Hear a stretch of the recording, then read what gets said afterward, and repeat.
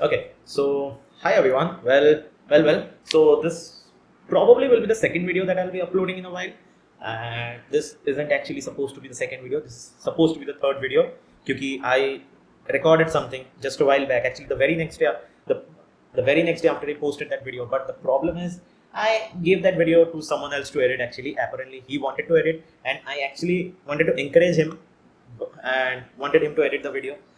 So we'll probably wait for that video, and once I just get it, he has some issues with the computer right now, and once he'll be done with the edit, we'll probably post that video. Till now, watch this one. This is not a very big video. This is okay. Quick pause. Hello everyone, happy Diwali. Make sure you have a lot of fun with your friends, family, whoever you want to, and spend your time with them, a lot of time if you can. Honestly, a lot of people can't even go back home anyways, and like if you're someone who is planning to burst firecrackers actually, then probably make a pledge to yourself to plant at least 5 trees in the next year. Okay, yeah, that was a lot.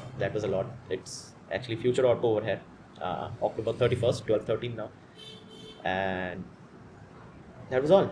Again, happy Diwali. Spend some time with everyone, be happy, and in case nobody seen you this, love you, see the video. Okay, पूरा देखना, अगर मन ना करे तो मत देखो, but maybe just देख लेना, and I'll see you all in the next video. Yeah, bye. So bye नहीं, मैं bye बोल रहा हूँ, तुम सब वीडियो देखो. Okay, चलो. Here, so here it says why I switched from NeoVim to VSCode. Now this probably you can see this is quite old article. Actually, this is kind of a blog. This is not an article. This is more of a blog, because this is actually written by someone called Nexel. I know Nexel. I have been following him for some time on Twitter. He's a great guy. Let's be honest. So just go ahead if you really want. You'll probably see his profile somewhere over here in the screen. And yeah, so let's see what he has to say, because this is something very unexpected. Vim is something that everybody prefers nowadays, and like more of Vim configurations, like if you are shifting to NeoVim, there are a lot of people who really prefer some configs like lazy Vim or something like that. There are a lot actually. Apparently, I used lazy Vim for some time, but I like to configure it on my own. Anyways, so let's just read it. Why I switched from NeoVim to VSCode. This will probably be a 5 to 10 minutes video, so bear with me for that time. Probably I gave the intro for like 3 minutes. I'm sorry. Anyways, just get started with this. So I recently switched back to VSCode from NeoVim as my primary code editor. You may think this is weird because everyone seems to be going the other way around. Exactly.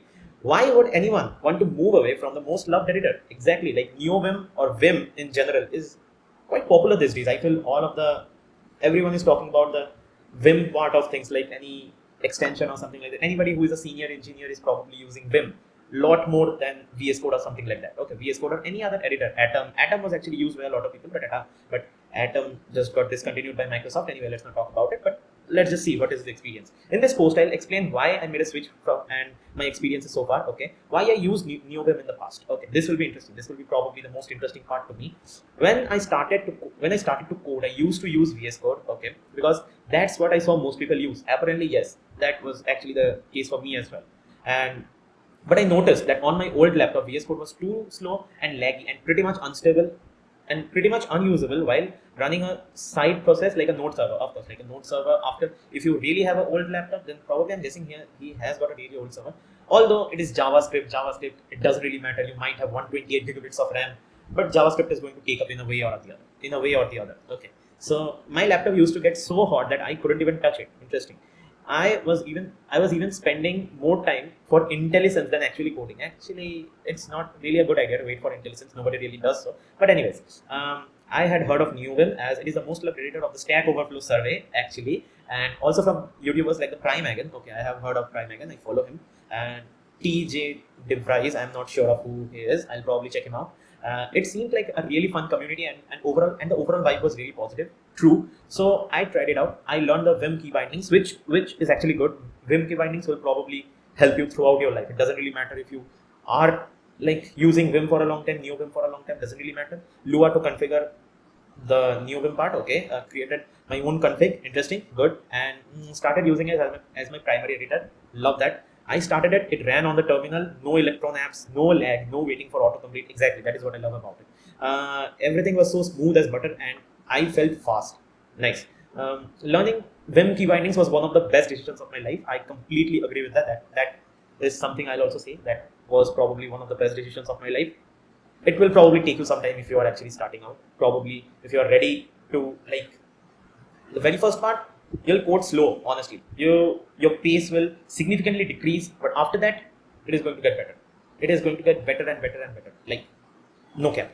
And okay, so where was it? Learning Vim key bindings was one of the best decisions of my life. I know people like to meme about how Vim enthusiasts are always trying to convince people to learn Vim key bindings, but I truly believe that learning it will not only make you faster, but also rekindle your love for programming. Exactly, it did for me. It did for me as well. I can completely agree with that. Vim has a great plugin ecosystem. Exactly, I can completely agree with that. Almost all the things that I used in VSCode were available for NeoVim. Some of the things are probably first used in NeoVim, first available in NeoVim, then after it goes to VSCode or something.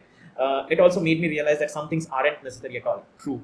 For example, nobody uses the file explorer extensively. Okay, I can agree with that. If you are using the file explorer all of the time, like the file explorer is open for you all of the time, you are not using the whole of the files, right? You don't need to see the files all the time. Like if you are coding inside a file, you are coding inside a file. If you want to see it, you can open it, but not always. You don't want to see the file explorer all of the time open at the VS Code. Like if you have used VS Code, if you're someone coding for some years, and if you don't use like the particular language के लिए particular एक apps or maybe some online compilers or something like that, those are shit, I believe. Personal thoughts. But if you're like using VS Code, you'll probably notice that एक अलग से part होता है. There's a single part which has all of the file names and all of that. That is not that appealing to me. I feel that takes up a lot of space and also like uses a lot of your memory. But I don't even use that. I don't even install that plugin for it on NeoVim.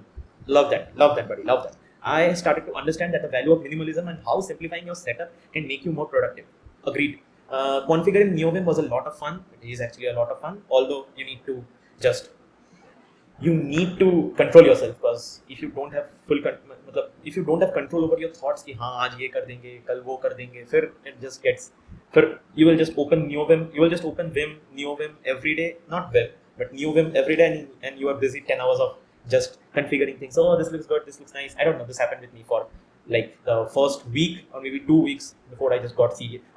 Before I just got serious, no, I just open Vim so that I work. I just open NeoVim so that I code, not to just set things up. Oh, this looks good. This was not the thing that you were supposed to do. Okay, that was some bad talk anyways.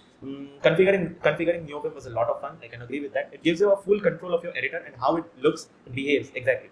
It allowed to optimize my editor for me.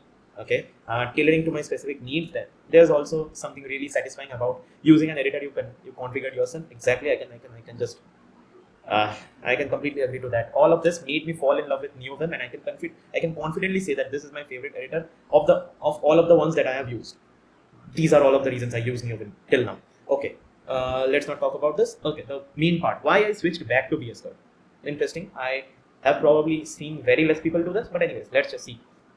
I see Copilot over there. Copilot is not a good idea. Copilot, who uses Copilot? Anyways, here are the reasons I switched back to VS Code in no particular order. Okay, Copilot is an indispensable part of my workflow now. Okay, Copilot. Why do you use Copilot? I don't know if it's just me, but I like to code in the Zen mode. Like I don't need any AI or something like that. I have an AI assistant. I downloaded it a few months back, but when I am in the mode of coding, I don't really use that. I don't know. It just makes me feel very slow. Anyways, I can't imagine writing code without using it. Okay, very nice. They have a NeoVim plugin, but my experience, I believe Copilot or any other kind of AI, not any other kind of AI actually, because the one I use, I'm not sure about the name, but the one I use Super Maven Pro actually at a point. After that, I use something, I'm not sure of that, but Copilot and all of that is very good if you need to generate that boilerplate code. Okay, like this much code, ye hoga ही होगा, like this much code will be needed no matter what. Then it is probably good to have have something like a Copilot or the else. Anyways, it's just my opinion probably. The LSP used to keep crashing. LSP, I don't know LSP why LSP used to keep crashing. LSP isn't supposed to crash. I don't know, maybe just set up your computer once again, and I have to restart it every few minutes. Seems like a really big problem though, if Copilot is such big of a part. Maybe this is just a problem with my setup. I think that it is just a problem with your setup, but I couldn't find a solution to it. Okay. On the other hand, Copilot was built for VS Code. It is actually. It works flawlessly, and I haven't had any issues with it. Okay. There's also the new Copilot X stuff, the GitHub Copilot X stuff. Who uses all of this? I don't know. Okay. Currently invite only. Yeah. Okay. I got an invite. Okay, bro kind of flexed over there, and I got an invite to test the Copilot chat. Not a flex, but anyways, which only supports VS Code for now. Okay, I can understand that. Tiring NeoVim plugin ecosystem. Can agree with this. Okay. This is tiring though. Didn't I just see that NeoVim had a great plugin ecosystem? Yes, it does, but it's also tiring to keep up with it. Running package sync was scary because you never know what plugin introduced a breaking change that you didn't notice, and suddenly you can code as your whole config just broke down. Okay, this is probably a tweet that he posted. Hi, this morning I was using NeoVim and it worked fine. Now after a few years I'm gonna code, but I don't know where this top status line type thing came from. Okay. Bro probably had some updates or something like this. It is quite okay. We have LazyVim over here. I can see LazyVim. Anyways, and now there's a new plugin manager that everyone is using called LazyVim, which is probably awesome. But now I need to spend time migrating and getting used to it. Not a good idea. It's a good idea. It's not to say like a good idea. After every year, I'll say after a year or maybe like 8 to 10 months, you probably need to get up one day, just say fuck it to all of your work, and you need some days to like get used to the new things, right? Since programming is ever developing career, I'll say you have to get used to it. It is gonna come up either today or maybe 6 years from now, but this is going to happen. So it's kind of like the JavaScript ecosystem. There's always something new and shiny, and you feel like you're missing out if you don't use it.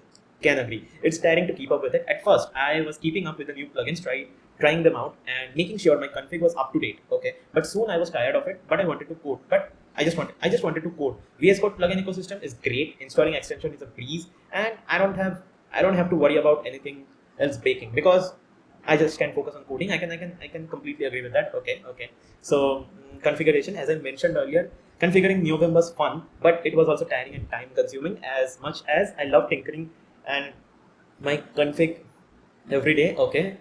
This was what I'm talking about. That I realized that it was a distraction and spending more time configuring my editor than actually coding. This is actually a problem. I had it in the very first part of me using NeoVim. Okay, so I did love that I had full control over my editor though, and I think VS Code is quite configurable as well. Probably not as much as NeoVim, yeah, but it's enough for me. Okay, works for you, then works for you, not a problem. I'm still using Vim key bindings. Love that. I have a nice theme. I choose what I want in the AI, where I want it, and how it looks. Okay, I have few custom key bindings and snippets. Okay, here and there, but overall it's pretty minimal. I don't know. Is this image even like, I don't know why people just keep this on, by the way. I don't know what is the use of this. This is probably called code preview or something like that. I'm not sure. Why do people keep this on? Anyways, I never used this. I have never used this. Whether it was, this is VS Code probably, if I'm not wrong. Whether it was VS Code or NeoVim, this is VS Code. This looks like VS Code, but this part of the file explorer part is not there. Anyways, I'm not sure. So I got a new laptop. Congratulations. Okay, probably like this was a year back. So good for you, man. So I recently got a new laptop, M1 MacBook Air. Okay, using it, and it's a beast. Can agree with that. So running VS Code is not a problem at all. True. Everything feels very smooth. Apple Silicon is amazing, and I'm glad. Okay. Let's not have any degrading things. It's only gotten hot once. Okay. Docker dev containers along with Spotify. I can agree. And my browser is also open. Okay. Understandable. This is actually understandable. But other than that, it has been great. Okay. VS Code only tools. I can talk about something. Configuration in VS Code is not that of a big thing. Okay. Because I can talk about it because I have made an extension. Okay. By the way, anyway, over Orko themes. In case you have a new theme to have in your mind, maybe try out Orko extensions anywhere over here. Probably. I'm not sure. But anyways, just try out Orko themes. You will probably love it. If you don't, uninstall it. Doesn't matter. Just try it. Okay, give it a try before you are just saying no to it. Why not try, right? So I can talk about it. Actually, I have made an extension myself, which basically had the job of configuring your code space actually. So like configuration on VS Code is basically a bunch of JSON code, nothing other than that, a bunch of JSON code. It just works like that. If you have probably seen it, good. If you have never seen it, don't try to see it actually. I just thought maybe I will show you, but don't see it, not good. Anyways, so VS Code only tools, okay. This can be okay. This can be pretty much boring for me anyways, but some exceptional libraries and framework only support VS Code, which you could argue is a bad thing actually, but it makes sense. VS Code is the most popular code editor after all. For example, Uno CSS, who uses this? Only has the VS Code extension, and it is my favorite way to write CSS. Okay, Astro has an LSP. I can agree with that. Okay, so I have also noticed that TypeScript LSP is TypeScript. Let's not talk about it. Okay, so why not use a NeoVim distro? Okay, why not use a NeoVim distro? Actually, why, if you can make your own distro, why? If you can make yourself, configure it yourself, why use someone else's distro? That is just my part of thinking. Okay, I don't know what he has to say. I don't like NeoVim distributions. Okay, that was pretty straightforward. I have tried many, and none of them had the same feel as the vanilla NeoVim setup. Agree. Most of them are bloated, hard to extend, and had a lot of things I did not need. I don't need. Agreed. I don't want to spend time configuring a pre-configured editor. Exactly, when I can just configure it myself, I would rather just configure it myself. Exactly, I can just agree with that. Okay, the conclusion part now. This doesn't mean that I am never going to go back, that I'm never going to use NeoVim again. It's still my favorite editor, and I'll be using it for my minor editing tasks, tinkering stuff here and there, and on the terminal, taking notes, etc. Taking notes. Okay, good, nice. But for my main editor, I am going to use VS Code for now. Okay, very good for you. Let me know if you enjoyed this post, and thank you for reading. Okay, so this was Shobhit Das, probably the actual name of Nexel. I don't know. I'm not sure. Anyway, so this was quite eye-opening. Not actually eye-opening. This was quite new to me, considering that someone actually thought of switching from VS Code to NeoVim and then again to NeoVim. Basically, the main thing that I see is the configuration part and the extension problem, like plugin problem and all of that. It just okay, I can agree with that. And he also says that he has got a new laptop which just helps him. Okay, I can agree with things. This was actually good. This was actually nice, and this was kind of a filler video, honestly. We will be waiting for that one. That the second video I'm talking about is actually a video made on a few posts that we frequently see on our Twitter or somewhere like that. That learn to code in just 10 days or something like that. It's just utter bullshit. Anyways, so that was it from my side. Anyways, so that was it from my side, and I'll see you all in the very next video. This was quite good. I just wanted to read this one. I just wanted to know what's actually going on in this article. I just waited for it. I actually waited for it. I got it last night, but I still waited for it because I wanted to make a video out of this one. And anyways, this was good. And my hot takes from this one, I'm going to check out who TJ DeVries is. Probably someone big. I am not sure. If you are someone who actually knows him, I'm sorry, man. I don't watch a lot of programmers on YouTube. Actually, YouTube is not for watching programmers, right? Anyways, that's all. That was all. This was me, Orko Banerjee, and you're watching Orko Speaks. And don't forget to check out Orko theme in case you want to. And I'll see you all in the very next video. Probably the second video that I recorded, and if not, maybe some video that I'll be posting in a very short time. Okay, bye. Happy